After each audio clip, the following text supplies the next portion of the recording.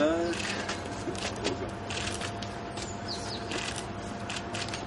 Учебный цех по переработке молока.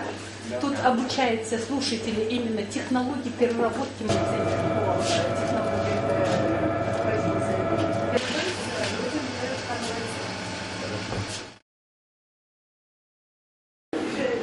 Обучаемые, чтобы они именно по тендеру, международному тендеру именно.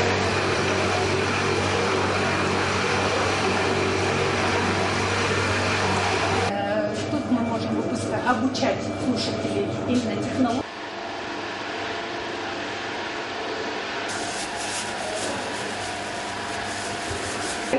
На втором этаже расположены только лаборатории для того, чтобы оценивать качество. Тут у нас у студентов есть условия. Отклевку.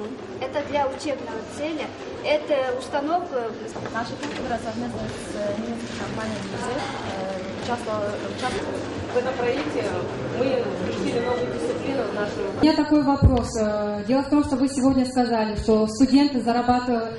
Это вот у меня ни работы, ни дома, ничего нет. Сократив вузы, мы получаем еще определенную проблему. Жүріп жатыр.